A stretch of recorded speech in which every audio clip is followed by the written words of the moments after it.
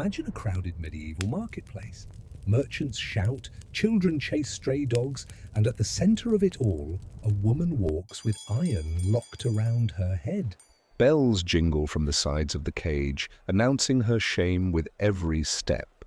Her mouth is forced open by a spike pressing down on her tongue. Each attempt to speak draws pain. Each gasp reminds her that her voice no longer belongs to her. She is no longer seen as a person, but as a spectacle, a warning. This was the reality of the Iron Mask, better known as the Scold's Bridle. Forged from steel, it was not designed to kill, but to humiliate, to transform living women into living lessons. Why would a society create such a device? What made female speech so threatening that silence had to be enforced through torture disguised as morality? The answers lie not only in iron, but in fear. Fear of gossip, fear of defiance, fear of women speaking truths men didn't want to hear. Tonight, we'll uncover how iron masks were used, why they became symbols of power, and how echoes of their cruelty still linger in the ways women are silenced today.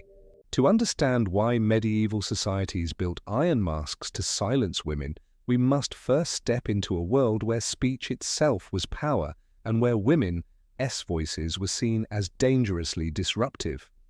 The medieval mindset did not view talking as harmless expression. Words could shape reputations, shift loyalties, challenge authority, and spread dissent. In a culture built on rigid hierarchies of church, crown, and family, controlling speech meant controlling order. Religious teachings set the foundation. From the pulpit, preachers warned that women were especially prone to idle talk. Eve's role in the Garden of Eden was invoked again and again, her voice tempting Adam into sin, her words leading humanity into ruin. If one woman's speech could unravel paradise, then every woman's speech had to be watched, restrained, and distrusted. Early theologians described women as weaker vessels, incapable of controlling their tongues. The church declared gossip a sin, but when women did it, gossip was painted as proof of their corrupt nature. Medieval law reinforced these ideas. In towns across England and Scotland, local courts punished scolds, a broad term used to describe women accused of being quarrelsome, argumentative, or outspoken.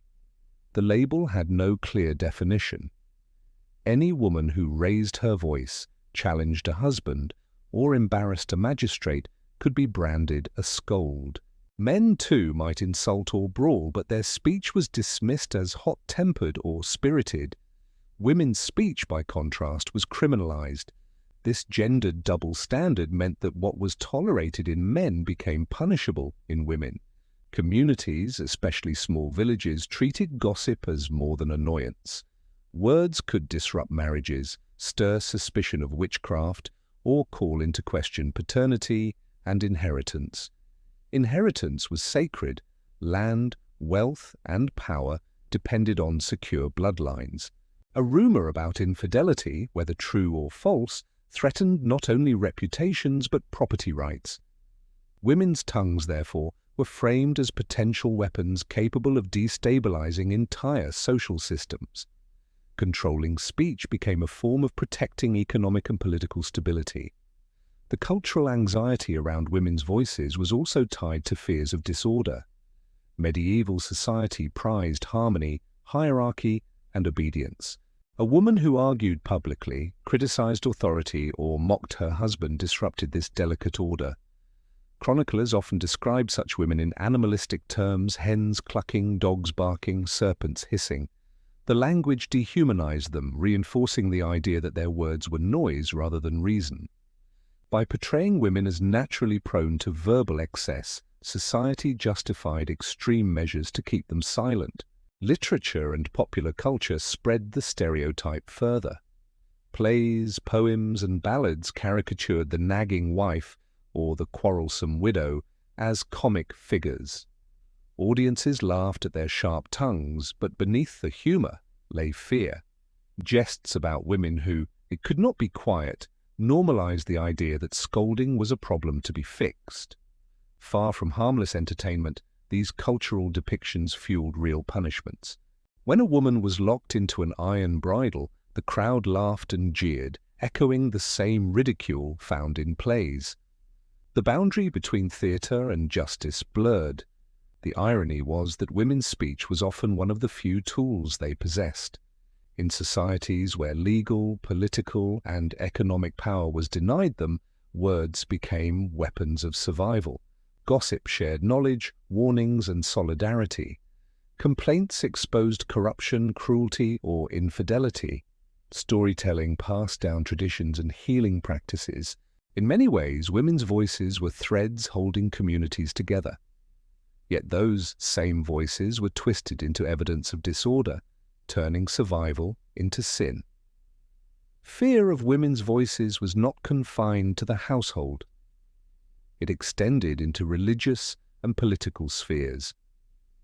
In the late Middle Ages, women who preached or taught spiritual ideas were labeled heretics. Figures like Marguerite Porete in France or later Anne Askew in England were executed not for physical crimes but for words deemed dangerous. Their voices threatened church orthodoxy, and the punishment was silence through fire or sword. The iron mask, though less final, operated within the same framework. Voices could kill order, therefore voices must be killed. The practice of branding women as scolds reveals how speech became criminalized. Court records from the 16th century in Scotland describe dozens of women fined, whipped, or bridled simply for verbal quarrels. One widow was punished for loudly accusing a neighbor of theft.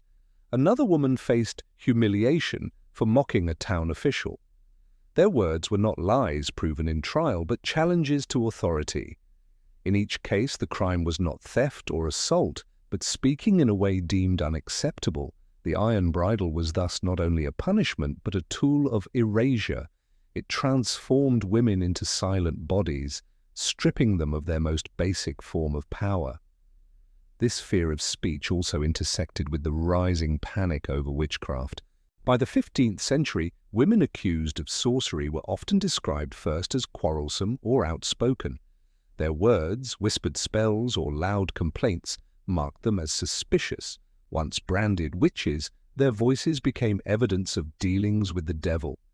In this way, the silencing of women through iron masks connected directly to larger systems of persecution. The same anxieties about speech that justified bridling also fueled witch hunts. Geography shaped practices, but the logic was consistent across Europe. In England, scolds' bridles became standard punishments in towns from Newcastle to Canterbury. In Scotland, records show particularly cruel variations with spikes designed to pierce the tongue. In Germany, legal codes punished loud women with public shaming rituals. Each region adapted the punishment, but all operated under the same belief. Women's voices were inherently dangerous. What makes this context striking is its ordinariness. To us, iron masks sound like instruments of exceptional cruelty. But in their own time, they were accepted as reasonable, even necessary. Communities believed they were protecting peace and order. Husbands justified them as discipline. Clergy defended them as moral correction. The normalization of silencing ensured that few questioned its legitimacy. For women, silence was not just enforced by iron, it was woven into the very structure of society. And yet, beneath this suppression lay constant tension. The harsher the punishments, the more obvious it became that women's voices mattered. If speech was truly meaningless, it would not have provoked such fear. The effort invested in building laws, rituals, and devices to silence women reveals the opposite, that their words carried power. The iron mask was not a response to weakness, but to strength. It was an admission, however twisted, that women's voices could unsettle the foundations of male authority. Thus, the historical context of iron masks is not only about cruelty, but about contradiction. Women were condemned as weak, yet their voices were treated as strong enough to threaten kings, priests, and husbands. The bridle, the fines, the public humiliations, all were desperate attempts to maintain control in a world where control always felt fragile. This is the environment in which the Iron Mask emerged, a world terrified of female speech, a world where gossip was sin, complaint was rebellion, and defiance was treason. By the time iron bridles were fastened to women's heads, the ground had already been prepared by centuries of sermons, laws, and stories warning of the danger of women's voices. The mask was not just iron, it was the visible tip of an entire cultural iceberg built on fear. When we picture the medieval Iron Mask, it is easy to imagine something out of a nightmare. A cage of steel gripping the skull, a cruel spike pressing down on the tongue, bells clanging with every step. Yet this device was no fantasy. Known most famously as the scold's bridle or brank, it emerged in the late Middle Ages as one of the most sinister inventions of social control. Its mechanics were brutal, but its symbolism was even more devastating. To wear the mask was to lose not just speech, but identity. The construction of a bridle was deceptively simple. Forged by blacksmiths, it consisted of iron bands shaped to encircle the head, a framework clamped around the skull, secured under the chin and across the cheeks. The defining feature, however, was the bit, a flat plate or sharpened spike placed inside the mouth, pressing down against the tongue. Some designs were blunt, inflicting pressure and discomfort. Others were sharpened, tearing flesh whenever the victim tried to speak. In some Scottish versions, the spike was barbed, cutting deeper with every movement of the mouth. Pain, blood, and humiliation were unavoidable companions, but the cruelty did not stop there. Many bridles were fitted with bells or chains. The bells served a dual purpose: to announce the wearer's presence at every step, and to amplify her humiliation in public. A woman marched through town in a bridle could not hide. The ringing marked her as a spectacle, summoning crowds who jeered, laughed, and sometimes threw rotten food. Chains attached to the bridle allowed her to be dragged through the streets, paraded like a criminal animal. The device was not designed merely to punish, it was designed to display. The symbolism was chilling. By locking a woman's head in iron, society transformed her face into a mask of silence. The spike that cut into her tongue represented the criminalization of speech itself. Bells turned private suffering into public theatre. The entire contraption was less about stopping one woman's words and more about sending a message to all women: speak too much, complain too loudly, defy authority too openly, and this will be your fate. Court records describe the bridle being used across England and Scotland from the 16th century onward. Women accused of being scolds, shrews, or gossips were sentenced to hours or days in the mask. Some were paraded through markets, others were chained to posts outside town halls as examples.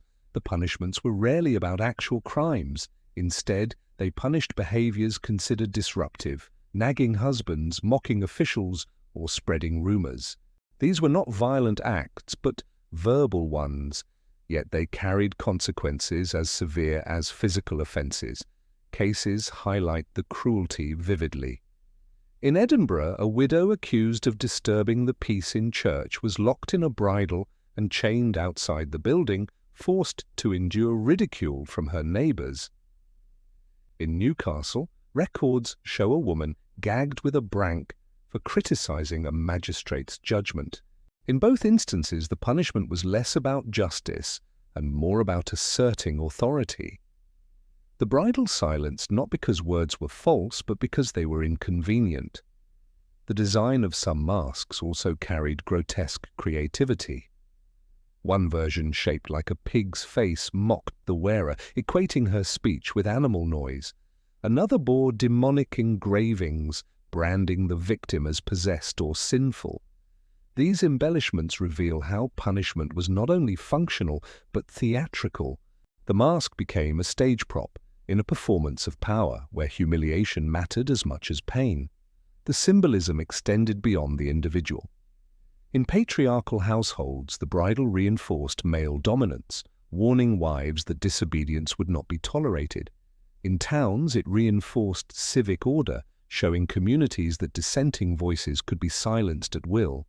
In churches, it aligned with sermons that equated women's tongues with sin. The device was not just iron, it was ideology made visible. Comparisons to other forms of restraint highlight the bridle's unique focus on speech.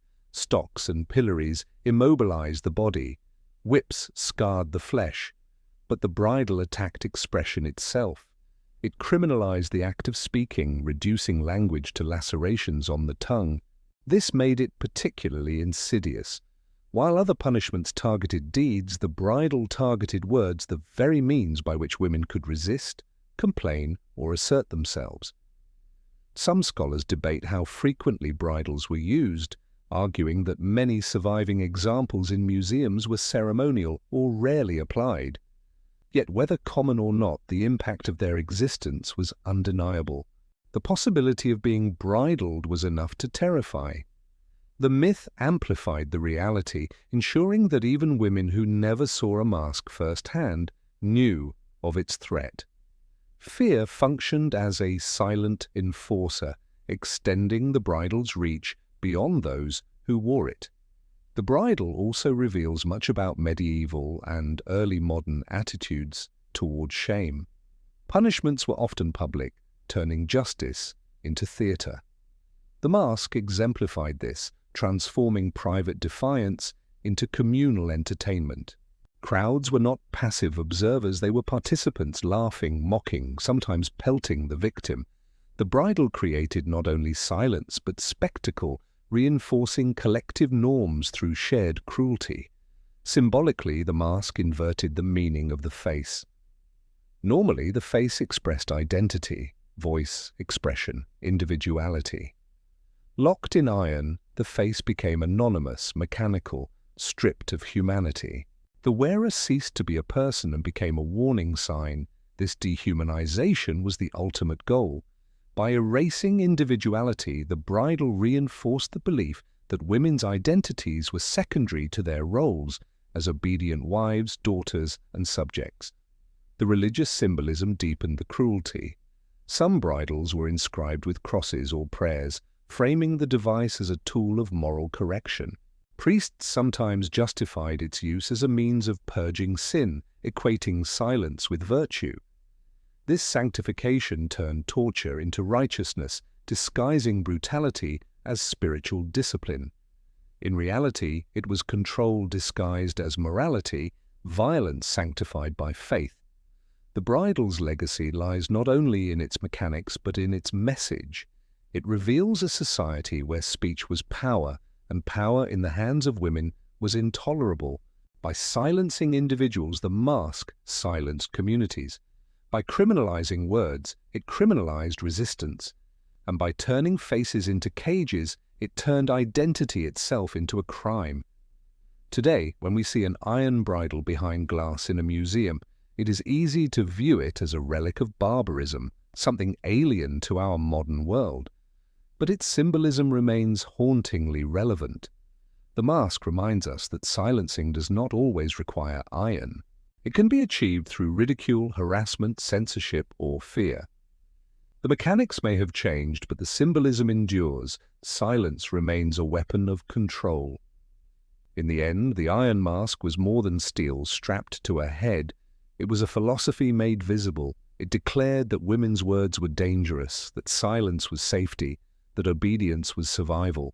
The bells that once jingled through medieval streets still echo faintly today, reminding us that the urge to silence has never fully disappeared. The iron mask may have been the most infamous symbol of silencing women, but it was far from the only tool designed for the purpose. Medieval and early modern societies built an arsenal of punishments that targeted not just crime, but voice, reputation, and dignity. By comparing the mask to these other devices of silence and shame, we see a consistent pattern. Women's defiance was treated as disorder and their humiliation became entertainment. One of the most common punishments was the ducking stool, also known as the cucking stool. The mechanism was simple yet cruel. A wooden chair was mounted at the end of a long beam, which could be swung out over a river or pond.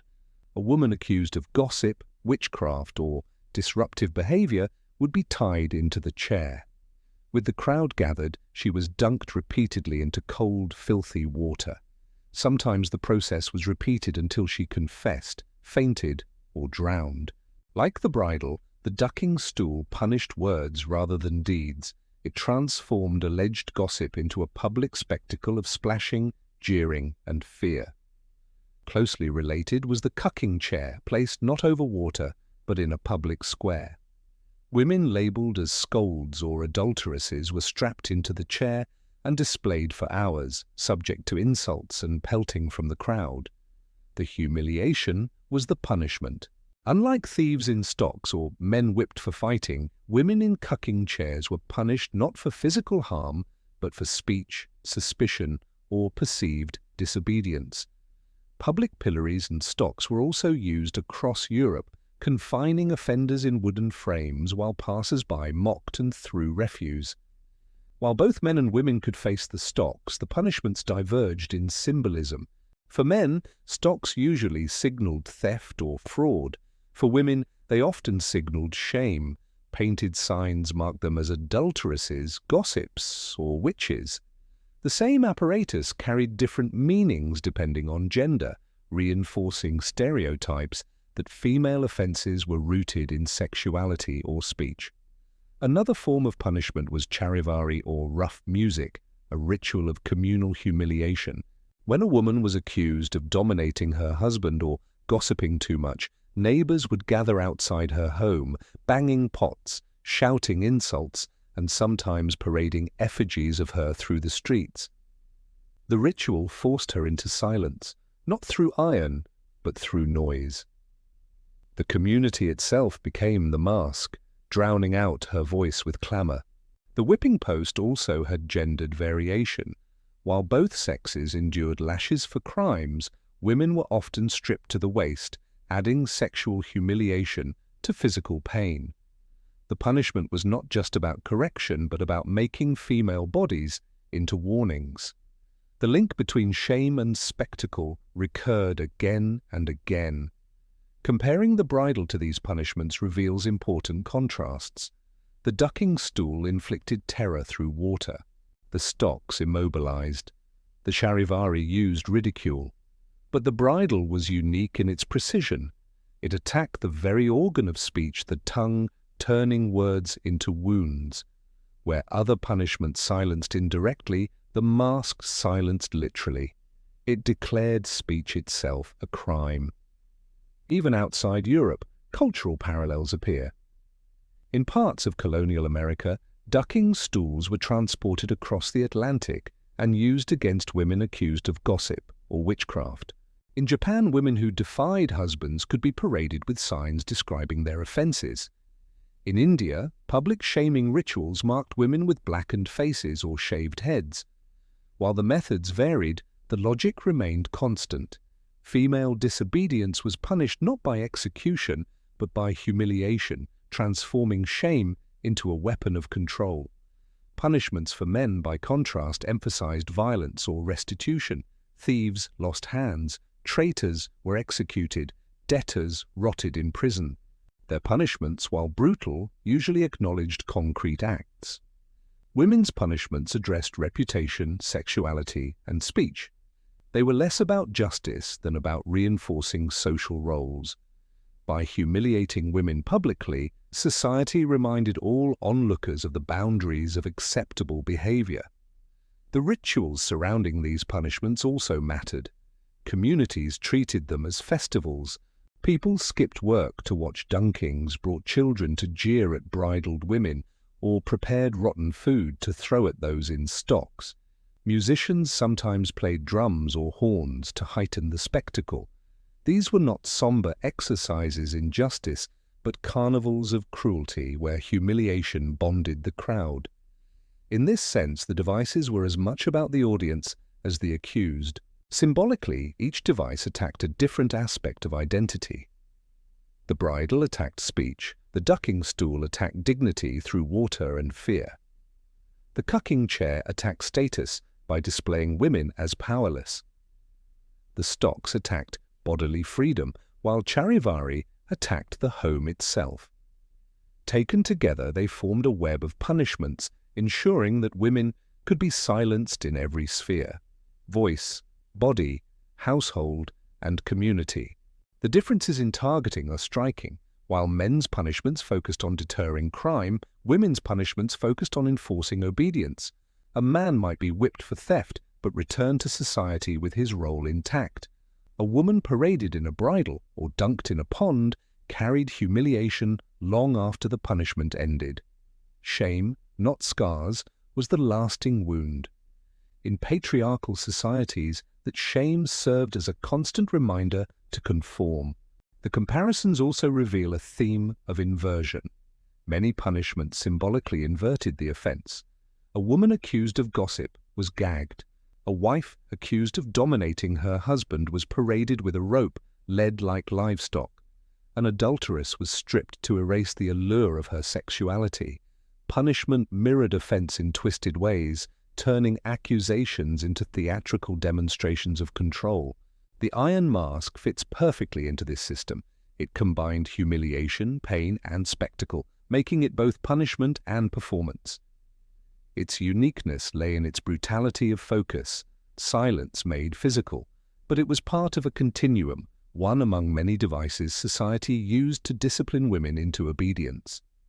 The bridle was not an isolated invention, but a particularly cruel expression of a larger philosophy that women's autonomy was intolerable and must be restrained. Museums today display ducking stools, bridles, and stocks side by side.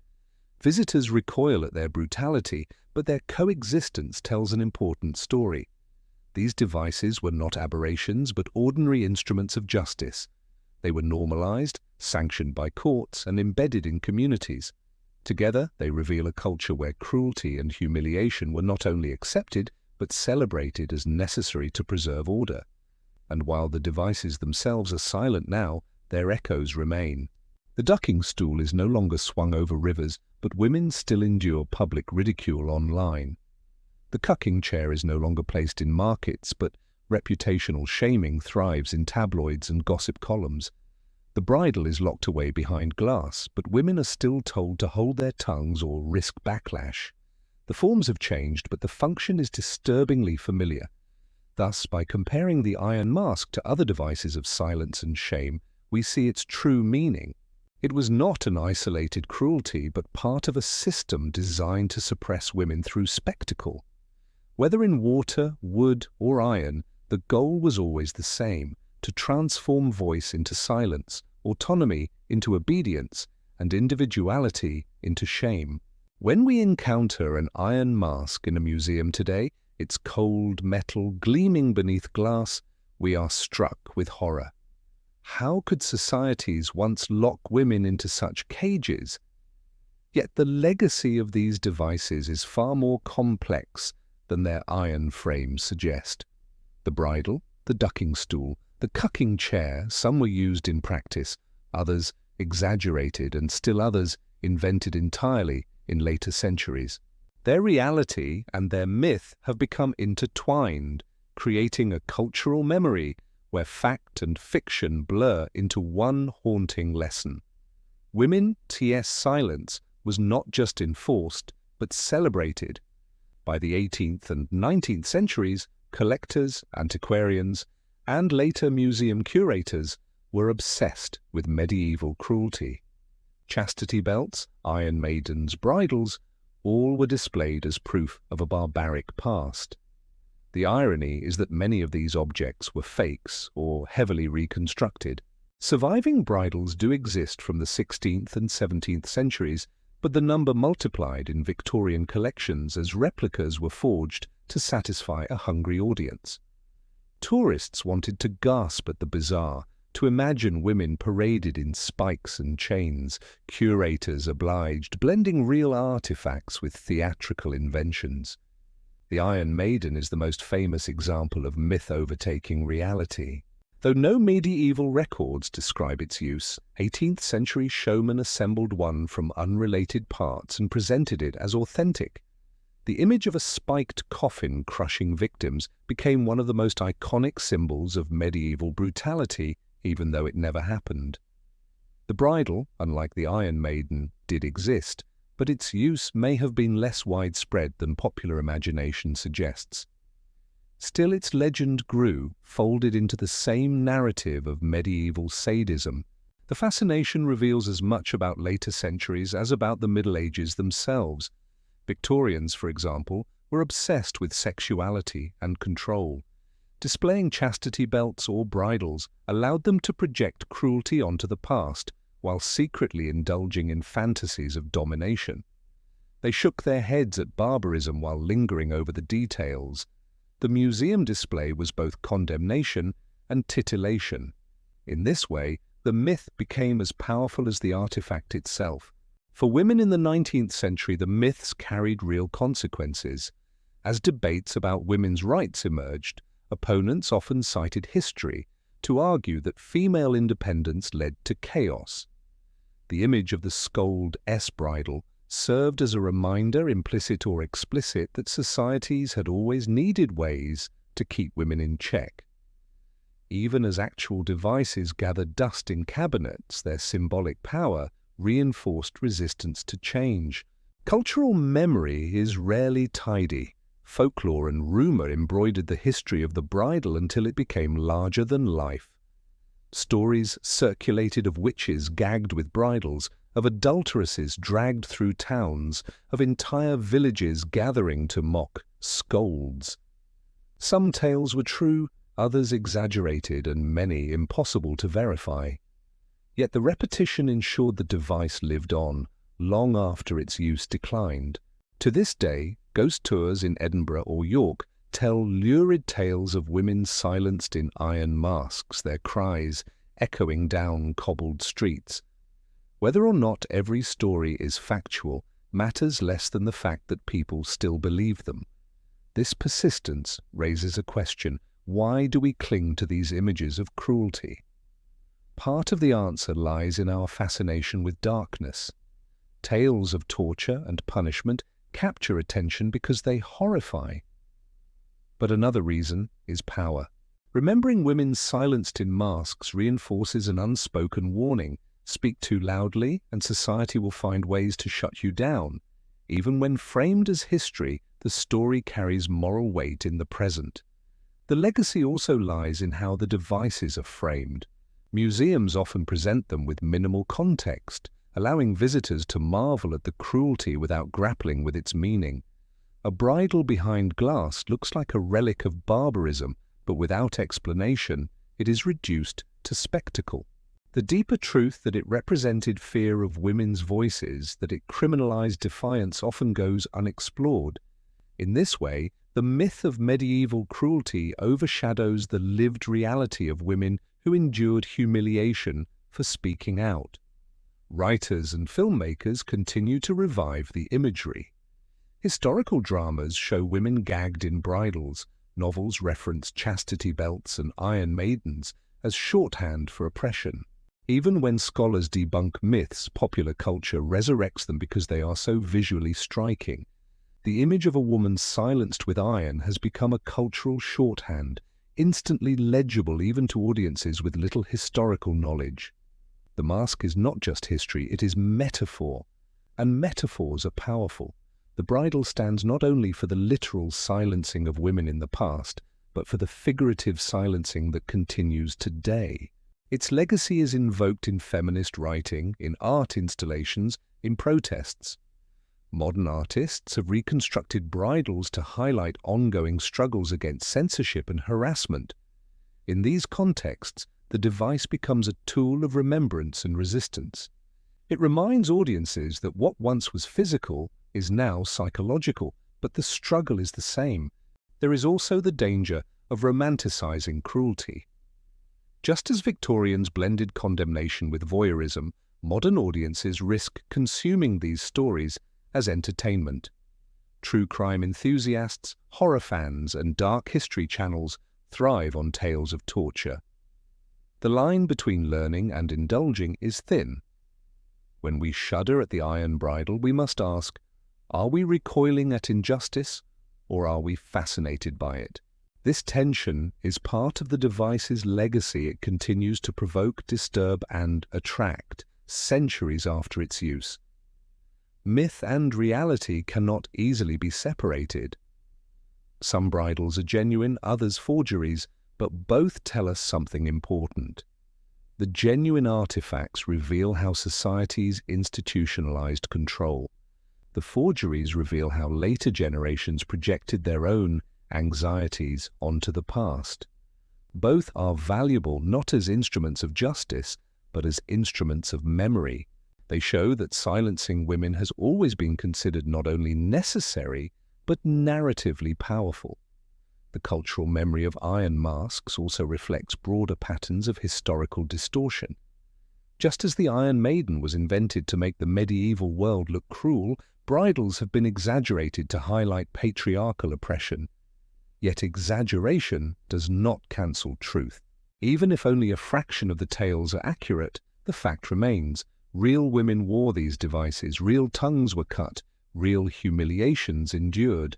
To dismiss the bridle as just myth would be another form of silencing, erasing the experiences of those who suffered. Ultimately, the legacy of the iron mask is twofold. It is the legacy of pain the real women punished for words deemed inappropriate, and it is the legacy of myth, the exaggerations and fabrications that turn their suffering into cultural memory. Together they form a haunting reminder that history is not just about facts, but about stories, and stories often wield as much power as iron. When we gaze at a bridle in a museum, we are not only looking at rusted metal, we are looking at centuries of fear, fascination, and storytelling. We are looking at how a device meant to silence one woman, Success' voice, continues to echo across generations. We are looking at how myths, even false ones, can shape memory, morality, and identity. That is the true legacy of the iron mask, not merely its existence, but its persistence. The iron masks of the Middle Ages may have rusted, but the mindset that created them has never fully disappeared. If those devices were designed to make silence visible, modern society often makes silence invisible. The methods have changed. Iron has given way to stigma, humiliation, harassment, and law. But the purpose remains familiar: to remind women that their voices can be punished, their desires controlled, and their presence diminished. The echoes of the scold-esque bridle ring just as clearly in the 21st century as they once did in the medieval marketplace. Consider the persistence of public shaming. Where once a woman was paraded with bells jangling from her mask, today she may be humiliated on digital platforms. Online harassment campaigns target women in politics, journalism, or activism, flooding them with threats and abuse. The aim is the same as it was centuries ago: to exhaust, silence, and drive them out of the public square. Instead of iron spikes on the tongue, there are hateful comments, doxing, and endless noise designed to make speaking unbearable. Silence, then as now, is enforced not only through pain, but through fear. Legal systems, too, carry echoes of the past. In some countries, so-called morality laws police women's clothing, sexuality, and behavior. Honor codes demand obedience and punish independence. Virginity tests, still practiced in certain regions, replicate the medieval obsession with controlling women's private lives. These tests do not strap iron around the head, but they do strap shame around the identity, branding women as pure or impure based on invasive rituals. The same logic persists. Female autonomy is framed as a threat to family honor or social stability.